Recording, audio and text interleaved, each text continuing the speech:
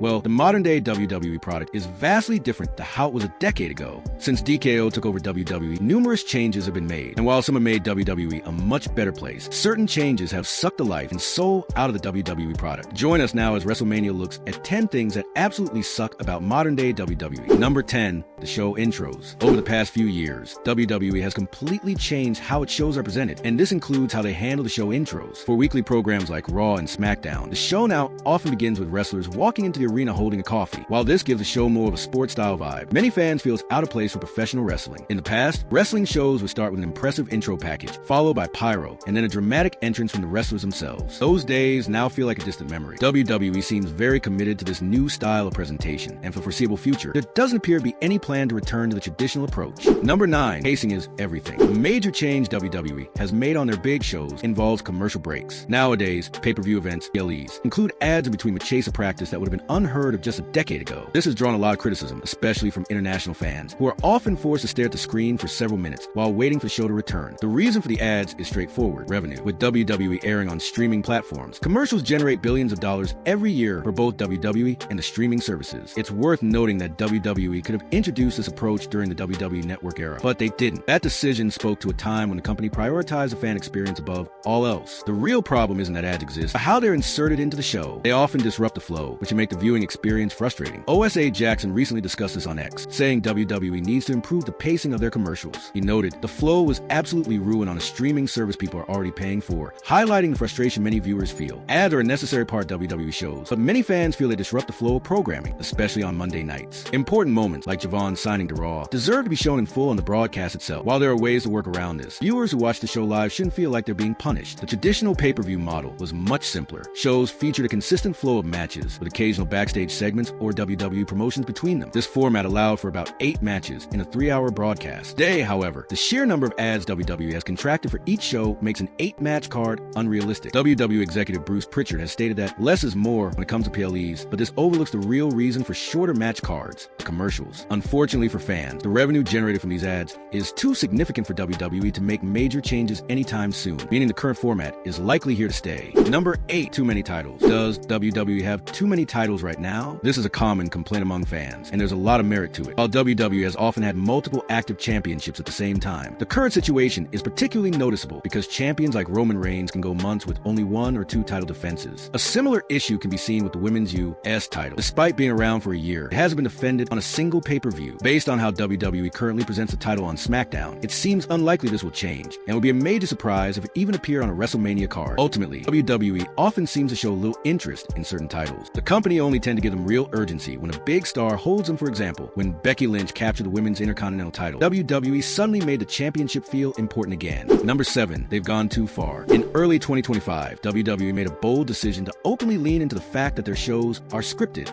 Big names like The Rock and Triple H began directly acknowledging that the programs are formatted. Then WWE Unreal arrived, a show that went even further, revealing to the general audience that WWE is fully scripted and that Triple H is the mastermind behind the product. But has this approach actually brought any benefits? The short answer appears to be no. It hasn't generated a surge of interest. Instead, it has led both fans and fellow wrestlers to question why WWE feels the need to remind viewers that the show is scripted every few minutes. Fans have drawn comparisons on social media, saying it's like Robert Downey Jr. stopping halfway to Iron Man to tell the audience it's a scripted movie. The approach comes across as strange, almost as if WWE wants key members of the creative team like Triple H to get explicit credit for the success of product. Number 6, viral moments. WWE is a company that loves creating viral moments, but sometimes those moments come at the expense of strong storytelling. This was very evident at WrestleMania 41, where WWE's attempt to go viral backfired, resulting in what many consider one of the worst WrestleMania main events ever. Travis Scott, household name outside WWE, was brought into the John Cena heel turn storyline. While WWE has successfully worked with celebrities like Logan Paul and Bad Bunny in recent years, Scott's involvement immediately raised concerns. During his first appearance, he actually injured WWE champion Cody Rhodes when all he was supposed to do was a simple slap. Fast forward to WrestleMania, and WWE presented Scott as the key factor in the Rhodes vs. Cena main event. He took what felt like forever to make his way to the ring, and was presented as somehow bigger than both Rhodes and Cena. Fans quickly saw it as a mistake, and the response was overwhelmingly negative. Not a single fan praised Scott's role in the match. Later in the year, it came out that Scott would no longer be involved in future WWE projects, which only confirmed that bringing him in was a wrong move. All of this was done in pursuit of a viral moment, and it clearly backfired. Number 5, celeb obsessed. Using celebrities in WWE programming isn't new. The very first WrestleMania was built around celebrity involvement, and almost every WrestleMania since has included some kind of celebrity appearance. The problem today is that WWE seems seems completely obsessed with celebrities, and it's hurting the product and the wrestlers themselves. The modern WWE boom around 2022 didn't happen because of the celebrity. It happened thanks to strong, compelling creative and a deep, talented roster. Yet, despite shows performing extremely well, WWE keeps making everything about the celebrities. For example, when promoting WrestlePalooza, the company featured celebrities as the first people in the promo package. Fans rightly criticized this, saying it misrepresented the show and made stars like Snoop Dogg appear bigger than core WWE talent, such as John Cena and Cody Rhodes. Some believe Triple H is being influenced to push the celebrity-first approach, and there may be some truth to that. However, he's also been absent from WWE programming to attend celebrity events. In 2025, for instance, he missed an episode of Raw to attend a Tony Hinchcliffe taping. When asked about the show, he admitted he had no idea what had happened on that episode, which made for a poor look for WWE's head of creative. Number 4, endless teasers. Triple H has a reputation for loving long, drawn-out feuds. Matches that dominate television for months or even half a year can excite fans. Often the payoff feels like a relief when it finally happens. This approach has been seen repeatedly throughout his time as WWE's head of creative. A recent example was a lackluster Damian Priest versus Aleister Black feud, which failed to live up to expectations. Another trend Triple H often uses